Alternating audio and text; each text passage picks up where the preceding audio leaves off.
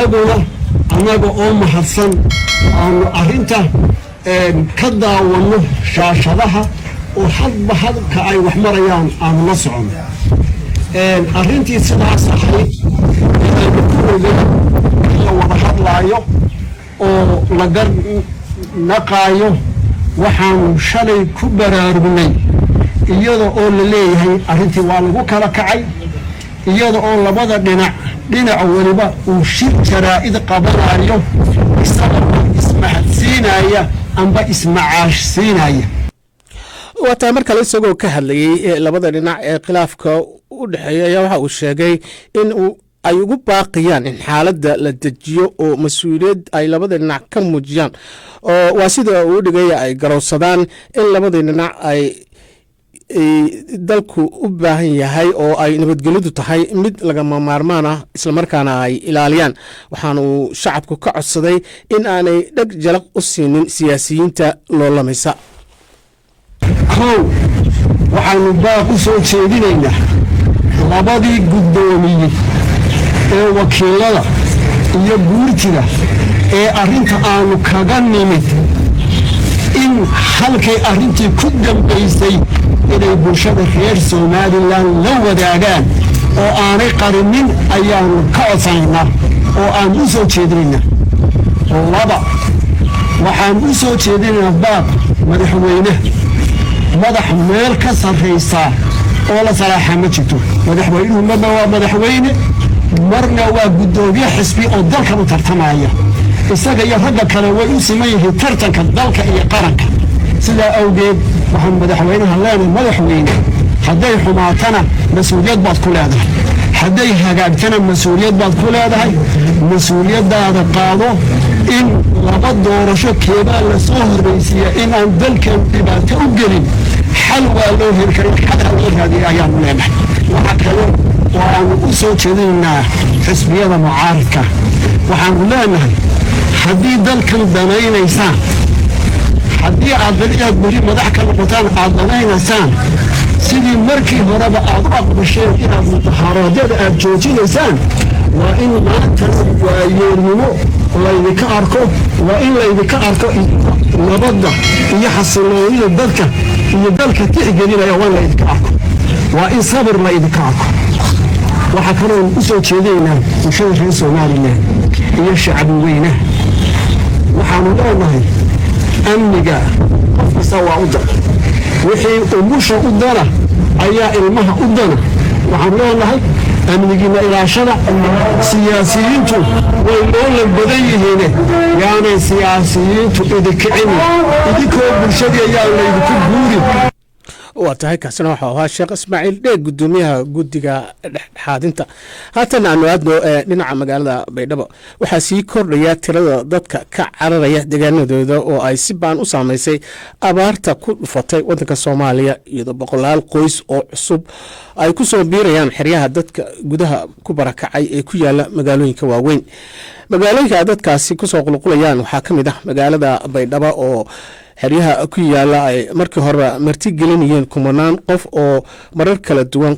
ka soo qaxay colaadaha iyo abaaraha isxigay ee ku dhuftay gobolada koonfurta qoysaskaasi inta ay wadada ku soo jireen waxaa gaajo iyo cudurro uga dhintay qaar ka mid ah caruurtooda faadimo cali oo 2 caruura ay ka dhinteen ayaa wariyaha b b c da muqdisho ibraahim maxamed aadan uga warantay sida ay caruurteedu ku dhinteen iyo dhibtii ay wadada kala soo kulantay intii ay ku soo jireen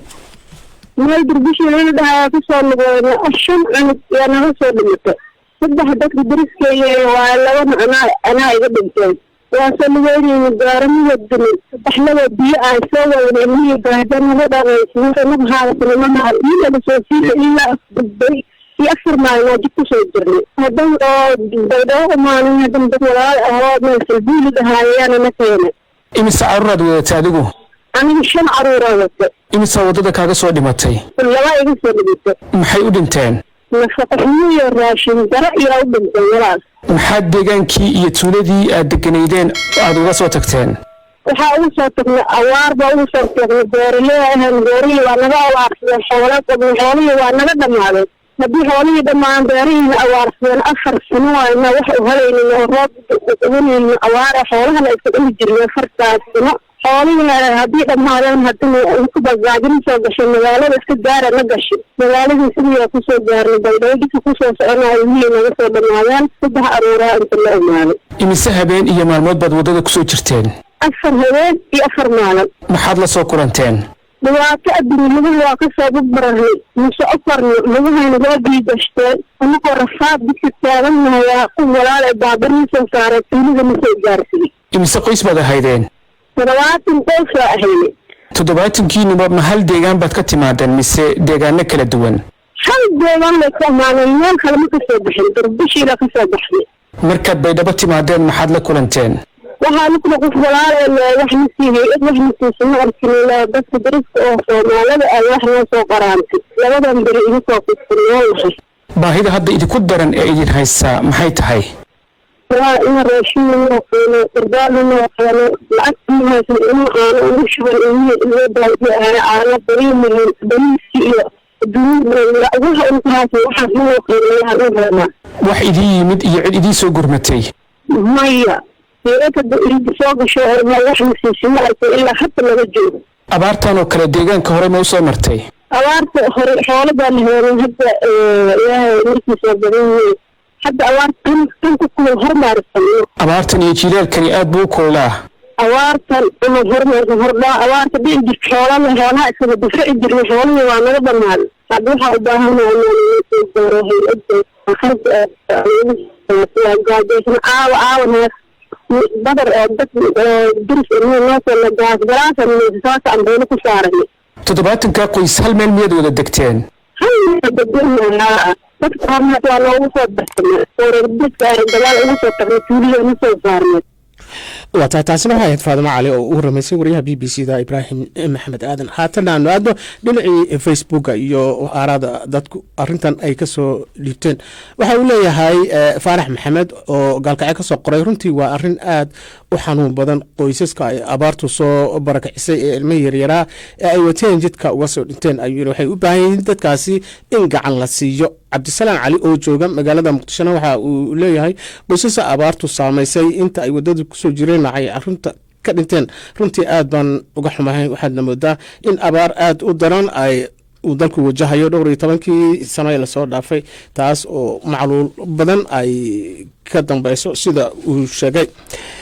kuwaasina waxay ahaayeen dadweynaha oo facebooka aragtiyadooda kasoo dhiibanayay halka aad weli naga dhageysanaysaan waa b b c BBC waxaad ka heli kartaa wararkii ugu dambeeyay ee Soomaaliya iyo caalamka oo dhan maalin walba. dalka Ingiriiska ayaa sicir bararku waxa uu gaaray 9.4 bishii Juun ayaan soo dhaafnay waxaana qiimaha badeecooyinka ay sare ugu kacayaan heerkii ugu sareeyay muddo 40 sano ah sababaha ugu waaweyn ee keenay sicir bararka ayaa lagu sheegay qiimaha shidaalka tamarta iyo cuntooyinka oo kordhay saameynta ugu badan ayaa lagu soo waramaya inuu ku yeeshay qoysaska saboolka ay ku nool dalka Ingiriiska Mawlid Xaaji Cabdi ayaa warbixintan aanu ka wareysanay عملوا meelaha ugu waaweyn ama qaybaha ugu waaweyn waxa weeyaan horta cuntadii ayaa kamid ah waxa kale oo kamid ah in shidaalka iyo waxyaalaha kale ee markaas la xiriira xagga tamarta wad la socotaa dagaalka waddanka Ukraine oo kale saameyn weyn ayuu dunida ku yeeshay qiimihii tamarta inkastoo waddanka Ingiriiska uu yahay wadamada ugu yar haddana waxaa jirta in wadamo badan oo Yurub ka tirsan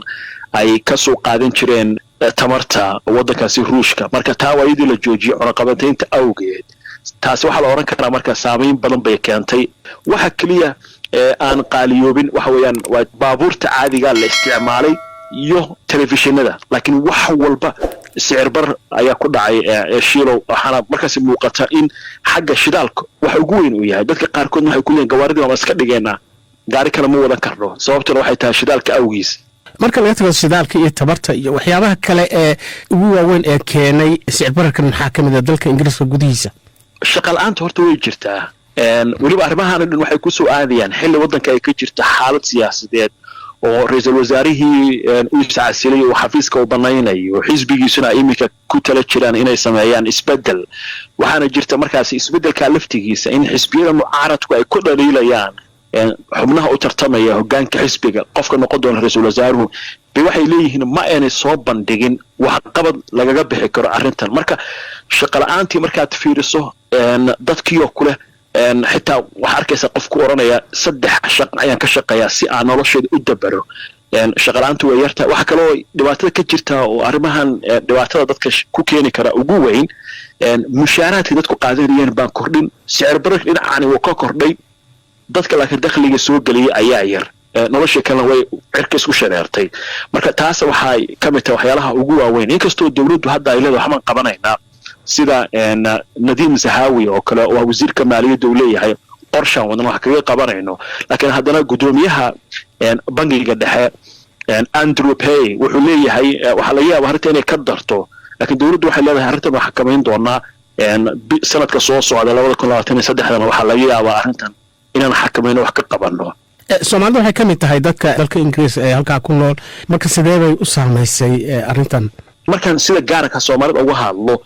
dukaamo badan oo Soomaalidu iyo xarumo ganacsiga Soomaalidu oo maalmihii ugu dambeeyay aan tagay dadku waxay ii sheegayaan gaar ahaan ganacsatadu waxay ii sheegayaan in ay dareemayaan hoos u dhac dadkii imaan jiray ka dukaamaysan jiray taana waxa ugu wacan xagga qiimaha ama waxa dhici kartay qof 2 jeer 3 jeer bishii dukaanka ka adeegan jiray inuu hal ama 2 mar yimaado taasna ugu wacanta xagga dhaqaalaha oo yaraaday Soomaali badan baana meeshan ganacsi ku leh dukaamo iyo maqaayado markii hore waxaan arki jirtay iyagoo aad u badan gaar ahaan dukaamada hilibka lagu iibiyo kale ama xoolaha la qaliyo kale dhamaantood laakiin wixii imika waa dareemaysaa dadku inay yar yihiin taana waxaan oran karnaa saameyntaasina dhinacooda ka qabsatay aad bayna Soomaalidu hadal haysaa arrintaasi waxaana saameyntan ugu badan ku dhacaysa waxay tahay dadka noloshoodu ay hooseyso ama dakhliga badan aan soo gali jirin ama quutal daruurigeeda maalintaas soo dhacsan jiray hadda talaabada ay qaadi karto dawladda Ingiriiska si ay arrintan wax uga qabato maxay noqon kartaa waa hawl aad iyo aad u adag dabcan waxayna ku xiran tahay qofka bisha September noqdo ra'iisul wasaaraha sababtoo ah 5 bisha September ra'iisul wasaare ayaa la dooran doonaa inkasta oo dadka hadda ugu sharaxan xisbiga ay yihiin dad hore loo soo tijaabiyay gaar ahaan wasiirka maaliyadda oo kale Rishi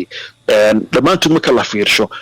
xisbiyada mucaaradku waxay ku dhaleeynayaan in dadkan la soo arkay oo ay yarta waxay qaban karaan watahay aad buu mahadsan yahay Mawlid Xaaji Cabdi saxafi Israa'iili ah ayaa waxa uu sheegay inuu ka xun yahay inuu sameeyo xadgudub kadib markii uu galay warbixin ka soo sameeyay magaalada Makka arrintaas waxaa soo diyaariyay warbixin ku saabsan Sebastian Asher waxaase inala socodsiinaya Xasan Cali Geele suxufigan u dhashay Israa'iil oo lagu magacaabo Gil Tamari ayaa isagoo ka soo waramayay baabuur sii galaya magaalada barakaysan ee Makka waxa uu sheegay in muddo dheer uu ku haminayay inuu booqdo magaaladaasi barakaysan muuqaalkaasi oo qayb ka ahaa warbixin uu u diray telefishin laga leeyahay Israa'iil iyo sidoo kale sawir uu isku sawiray buurta Carafa oo ah goobta ugu muhiimsan gudashada waajibaadka xajka oo uu ku qaaday telefoonkiisa gacanta ayaa waxa ka dhashay caro iyo cambaarayn lagu faafiyay internetka xitaa nin reer Sacuudi ah oo lagu magacaabo Maxamed Sacuud oo caan ku ah mowqifkiisa taageerada Israa'iil ayaa arrintaasi ku tilmaamay mid ceeb ah Tamari oo ka mid ahaa 3 wariye oo Israa'iil u dhashay oo loo ogolaaday inay Sacuudiga galaan si ay u soo tabiyaan wararka la xiriira booqashada madaxweynaha Mareykanka Joe Biden uu ku tagay Sacuudiga ayaa raaligelin ka bixiyay tagitaanka uu tagay magaalada Makka wuxuuna sheegay in ujeedadiisu ay ahayd inuu muujiyo muhiimadda magaaladaasi barakaysan ee Makka iyo quruxda Islaamka booqashada wariyahan uu booqday magaalada barakaysan ee Makka ayaa sidoo kale waxa ay dhalisay dhaleecayn dhanka internetka oo ka timid qaar ka mid ah dadka aad u dhaliila dhaxal sugaha boqortooyada Sacuudiga Mohammed bin Salman kaasi oo loo arko inuu ka dambeeyo dadaalada lagu hagaajinayo xiriirka u dhaxeeya Israa'iil iyo Sacuudiga aad buu mahadsan yahay Xasan Cali Geele dhinaca ciyaaraha taageerayaasha Arsenal ayaa waxa ay sheegayaan in Cristiano Ronaldo aanu mar kale u ciyaari doonin kooxdaas iyagoo sheegaya in niyad ahaan uu meelo kale maskaxda ku hayo oo doonayo in uu ka tago garoonka Old Trafford bilowgii bishan ayaa Ronaldo maamulka Man United waxa uu sheegay inuu doonayo in uu isaga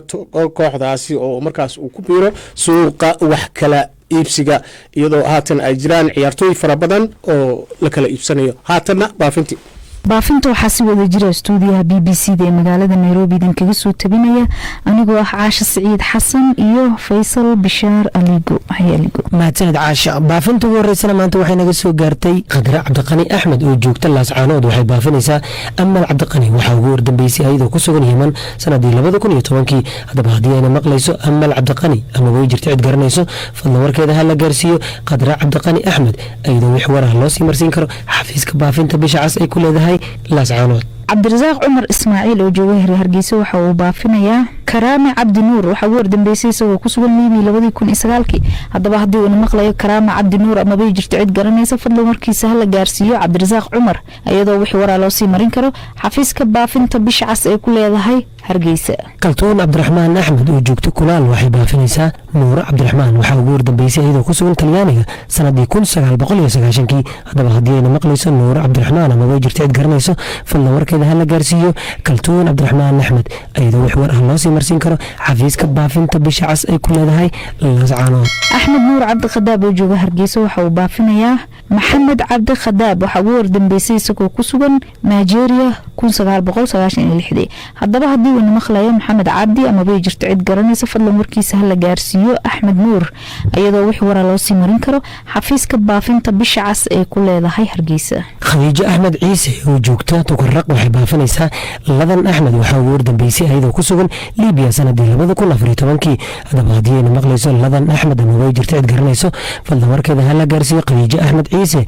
iyadoo wix waraa loo sii marsiin karo xafiiska baafinta bisha cas ay ku leedahay laascaanood. khadra xasan axmed oo joogta hargeysa waxay baafinaysaa zahra aadan ismaaciil waxaa ugu wardambeysay iyadoo ku sugan boosaaso 2013 haddaba haddii ayna maqlayso zahra axmed ama bay jirto cid garanaysa fadlan warkeeda hala gaarsiiyo khadra axmed iyadoo wix waraa loo sii marin karo xafiiska baafinta bisha cas ay ku leedahay hargeysa. shukri muuse saalax oo joogto laascaanood waxay baafinaysaa aamino muuse waxaa ugu wardambeysay iyadoo ku sugan muqdisho soomaaliya sanadii 1990 haddaba haddii ayna maqlayso aamino muuse ama way jirta cid garanayso fadlan warkeeda ha la gaarsiiyo shukri muuse saalax iyadoo wix warah loo sii marsiin karo xafiiska baafinta bisha cas ay ku leedahay laascaanood. axmed keyse axmed oo jooga hargeysa waxa uu baafinayaa amaal keyse waxaa ugu wardambeysay iyadoo ku sugan etoobiya 2010 haddaba haddii ayna maqlayso amaal keyse ama way jirto cid garanaysa fadlan warkeeda ha la gaarsiiyo axmed keyse iyadoo waraa loo sii marin karo xafiiska baafinta bisha cas ay ku leedahay hargeysa. hodan rashiid maxamed oo joogta hargeysa waxay baafinaysaa salebaan guuleed daahir waxaa ugu wardambeysay isagoo ku sugan masar sanadii 2019 haddaba haddii uuna maqlayo salebaan guuleed daahir ama bay jirto cid garanayso fadlan warkiisa hala gaarsiiyo hodan rashiid maxamed iyadoo wix warah loo sii marsiin karo xafiiska baafinta bisha cas ay ku leedahay hargeysa. cabdixaliim keysi oo jooga hargeysa waxa uu baafinayaa hodan cabdilaahi kaahin waxaa ugu wardambeysay iyadoo ku sugan muqdisho 2013 haddaba haddii ayna maqlayso hodan cabdilaahi kaahin ama bay jirto cid garanaysa fadlan warkeeda hala gaarsiiyo cabdixaliim keysi iyadoo wix waraa loo sii marin karo xafiiska baafinta bisha cas ee ku leedahay hargeysa. sahre nuur cilmi oo joogta kaakuma waxay baafinaysaa maxamed cabdirasaaq cabdiqaadir waxaa ugu wardambeysay isagoo ku sugan kenya sanadii 2021 haddaba haddii uuna maqlayo maxamed cabdirasaaq cabdiqaadir ama way jirto cid garanayso fadlan warkiisa hala gaarsiiyo sahre nuur cilmi iyadoo wix warah loo sii marsiin karo xafiiska baafinta bisha cas ay ku leedahay kaakuma. xaliimo maxamed jaamac oo joogto hargeysa waxay baafinaysaa dadka kale ah maxamed faysal cumar axmed cabdi cumar mubaarak cusmaan iyo maxamed faarax dhammaan dadkaasi waxaa ugu wardambeysay ayagoo ku sugan indiya 2013 haddaba haddii ayna maqlayaan ama bay jirto cid garanaysa fadlan warkooda hala gaarsiiyo xaliimo maxamed jaamac iyadoo wix waraa loo sii marin karo xafiiska baafinta bisha cas ee ku leedahay muqdisho. axmed keyse axmed oo joogo hargeysa waxaa uu baafinayaa amal keyse axmed waxaa ugu wardambeysay iyadoo ku sugan ethoobiya sanadii 2010 haddaba haddii ayna maqlaysa amal keyse axmed ama way jirto cid garanayso fadlan warkeeda hala gaarsiiyo axmed keyse axmed iyadoo wix warah loo sii marsiin karo xafiiska baafinta bisha cas ay ku leedahay hargeysa. cabdulaahi maxamed ismaaciil oo jooga hargeysa waxa uu baafinayaa maxamed cabdulaahi ismaaciil waxaa ugu wardambeysay isagoo ku sugan faransa 2020 haddaba haddii uuna maqlayo maxamed cabdulaahi ama bay jirto cid garanaysa fadlan warkiisa hala gaarsiiyo cabdulaahi maxamed iyadoo wix waraa loo sii marin karo xafiiska baafinta bisha cas ay ku leedahay hargeyso. fahma cabdiraxmaan cali oo joogta gibiley waxay baafinaysaa farxaan cabdimaalig maxamed waxaa ugu wardambeysay isagoo ku sugan jigjiga ethoobiya sanadkani haddaba haddii uuna maqlayo farxaan cabdimaalig maxamed ama way jirta cid garanayso fadlan warkiisa hala gaarsiiyo fahme cabdiraxmaan cali ayadoo wix war ah loo sii marsiin karo xafiiska baafinta bisha cas ay ku leedahay hargeysa. salebaan maxamed sayid oo jooga hargeysa waxa uu baafinayaa faatimo cabdiraxmaan dayib waxa ugu wardambeysay iyadoo ku sugan Itoobiya sanadkan. haddaba haddii ayna maqlayso faatimo cabdiraxmaan ama bay jirto cid garanaysa fadlan warkeeda hala gaarsiiyo salebaan iyadoo wix waraa loo sii marin karo xafiiska baafinta bisha cas ay ku leedahay hargeysa. aadan siyaad maxamed oo jooga gibiley waxa uu baafinayaa aasiye yacquub cali waxa ugu wardambeysay iyadoo ku sugan Itoobiya sanadkani. haddaba haddii ayna maqlayso aasiye yacquub cali ama bay jirto cid garanayso fadlan warkeeda hala gaarsiiyo aadan siyaad maxamed iyadoo wax waran loo sii marsiin karo xafiiska baafinta bisha cas ay ku leedahay hargeysa. nimcaan bardad cabdi oo jooga hargeysa waxa uu baafinayaa caasha cabdulaahi maxamed waxa ugu wardambeysay iyadoo ku sugan Itoobiya sanadkan. haddaba haddii ayna maqlayso caasha cabdulaahi ama bay jirto cid garanaysa fadlan warkeeda hala gaarsiiyo nimcaan bardad iyadoo wix waraa loo sii marin karo xafiiska baafinta bisha cas ay ku leedahay hargeysa. askar yuusuf xaaji oo jooga gibiley waxa uu baafinayaa nisteexo yuusuf cabdi waxa ugu wardambeysay iyadoo ku sugan Itoobiya sanadkani. haddaba haddii ayna maqlayso nisteexo yuusuf cabdi ama bay jirto cid garanayso fadlan warkeeda hala gaarsiiyo askar yuusuf xaaji iyadoo wix war ah loo sii marsiin karo xafiiska baafinta bisha cas ay ku leedahay hargeysa. ismaaciil taamir xasan oo jooga hargeysa waxa uu baafinayaa taamir xasan cilmi waxa ugu wardambeysay isagoo ku sugan Itoobiya sanadkan. haddaba haddii uuna maqlayo taamir xasan ama bay jirto cid garanaysa fadlan warkiisa la gaarsiiyo ismaaciil taamir iyadoo wix waraa loo sii marin karo xafiiska baafinta bisha cas ay ku leedahay hargeysa. siyaado allaki maxamed oo joogto gibiley waxay baafinaysaa dadka kale ah faadimo ibraahim dubad ridwaan maxamed cabdi cabdisalaan maxamed cabdi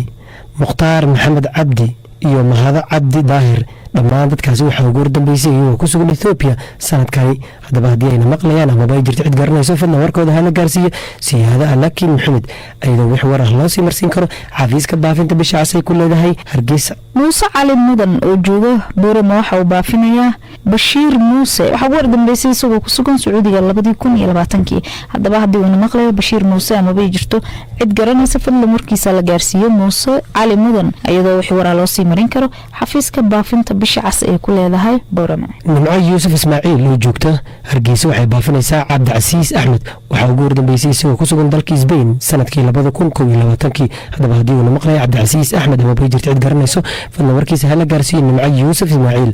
iyadoo wix war ah loo sii marsiin karo xafiiska baafinta bisha cas ay ku leedahay hargeysa. fahmi salebaan maxamed oo jooga hargeysa waxa uu baafinayaa zahro cabdiraxmaan waxa ugu wardambeysay iyadoo ku sugan Iiraan 2013. haddaba haddii ayna maqlayso zahro cabdiraxmaan ama way jirto cid garanaysa fadlan warkeeda hala gaarsiiyo fahmi salebaan iyadoo wix waraa loo sii marin karo xafiiska baafinta bisha cas ay ku leedahay hargeyso. caawil faarax cawad oo jooga boocame waxa uu baafinayaa xasan faarax waxa ugu wardambeysay isagoo ku sugan Khartoum Suudaan sanadii 2013. haddaba haddii uuna maqlayo xasan faarax ama bay jirto cid garanayso fadlan warkiisa hala gaarsiiyo caawil faarax cawad iyadoo wix war ah loo sii marsiin karo xafiiska baafinta bisha cas ay ku leedahay Laascaanood. raxma cabdiweli xasan oo joogta hargeysa waxay baafinaysaa ayaan cabdiweli waxa ugu wardambeysay iyadoo ku sugan Yemen 2014. haddaba haddii ayna maqlayso ayaan cabdiweli ama bay jirto cid garanaysa fadlan warkeeda hala gaarsiiyo raxma cabdiweli xasan iyadoo wix waraa loo sii marin karo xafiiska baafinta bisha cas ee ku leedahay hargeyso. zamzam xaashi khaliif oo joogto burwadal waxay baafinaysaa cali xaashi waxa ugu wardambeysay isagoo ku sugan Yemen sanadii 2011. haddaba haddii uuna maqlayo cali xaashi ama bay jirto cid garanayso fadlan warkiisa hala gaarsiiyo zamzam xaashi khaliif iyadoo wix war ah loo sii marsiin karo xafiiska baafinta bisha cas ay ku leedahay burwadal. kaltuun ibraahim cumar oo joogto hargeysa waxay baafinaysaa hodan cali waxa ugu wardambeysay iyadoo ku sugan Kenya 2014. haddaba haddii ayna maqlayso hodan ama bay jirto cid garanaysa fadlan warkeeda hala gaarsiiyo kaltuun ibraahim iyadoo wix waraa loo sii marin karo xafiiska baafinta bisha cas ay ku leedahay Laascaanood. maryan axmed jamaal oo joogto tukarraq waxay baafinaysaa asma axmed waxa ugu wardambeysay iyadoo ku sugan Yemen sanadii 2011. haddaba haddii ayna maqlayso asma axmed ama bay jirto cid garanayso fadlan warkeeda hala gaarsiiyo maryan axmed jamaal iyadoo wix war ah loo sii marsiin karo xafiiska baafinta bisha cas ay ku leedahay Laascaanood. leyle ibraahim jaamac oo joogto Laascaanood waxay baafinaysaa xaawo axmed waxaa ugu wardambeysay iyadoo ku sugan rooma 2013 haddaba haddii ayna maqlayso xaawo axmed amabay jirto cid garanaysa fadlan warkeeda ha la gaarsiiyo leyla ibraahim iyadoo wixii waraa loo sii marin karo xafiiska baafinta bisha cas ay ku leedahay laascaanood. baafinta ugu dambeysana maanta waxay naga soo gaartay sahre cabdulaahi axmed oo joogta buucama waxay baafinaysaa ruul cabdulaahi waxaa ugu wardambeysay iyadoo ku sugan liibiya sanadii 2012 haddaba haddii ayna maqlayso ruul cabdulaahi amaba jirto cid garanayso fadlan warkeeda ha la gaarsiiyo sahre cabdulaahi axmed iyadoo wixii war loo sii marsiin karo xafiiska baafinta bisha cas ay ku leedahay laascaanood. baafintiina maanta waa naga intaasna waxaa ku dhan barnaamijkeenii duhurnimo.